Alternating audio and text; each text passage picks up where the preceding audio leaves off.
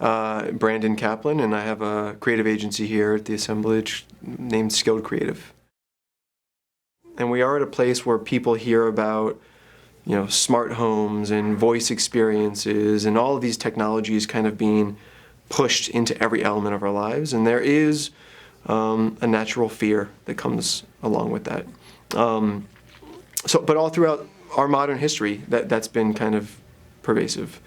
When you look at kind of like the turn of the last century, and automation kind of knocked out portions of the agricultural industry, there were huge groups of people that were picketing and rioting and trying to stop this automation from happening because they were fearful it was going to collapse society.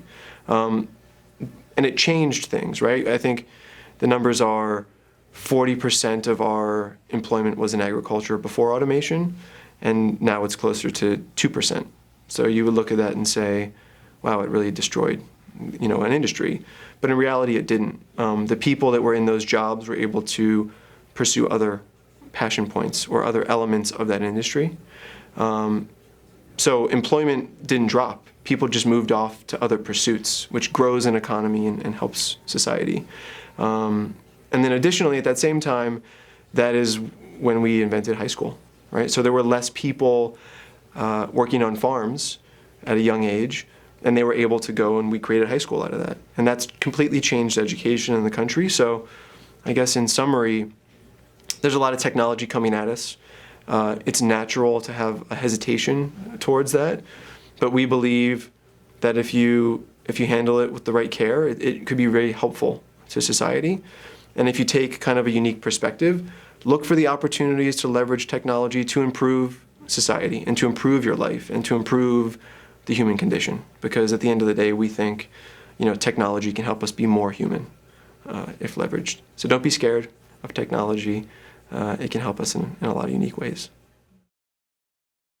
There's never been a time in human history where we have so much incredible technology being developed and deployed at such speed. So we have people all over the world who are now connected through the internet and social media and all these open source development platforms. And we have technology just flying at us at such a high rate of speed. And there's this fear and this sense that we're going to reach singularity. We're going to reach this point where technology becomes so autonomous and pervasive that it actually hurts society. And we feel that although we have technology coming at us at such a high rate of speed, if it's handled correctly, creatively, and responsibly, then we can actually improve the human condition. So we think that there's an opportunity for a lot of these technologies, whether they're fun, engaging technologies, or really big picture technologies, to help eliminate friction in our lives and eliminate some of these repetitive processes and all of us sitting at email, our computers doing emails all day.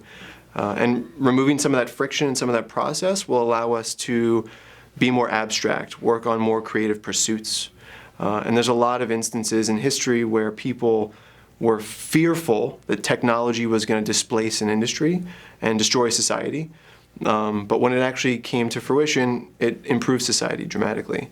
And it didn't eliminate a ton of jobs. It created other types of jobs. So I think we're just at a place right now where if we lean into some of these technologies, we can use them in really creative pursuits, and we can improve people's lives, not just in a branded consumer fashion, but if you think about medicine, if you think about improving socioeconomic conditions for people, technology can be used for all of that. So we think if it's used correctly, technology can help us actually be more human rather than reducing our human nature.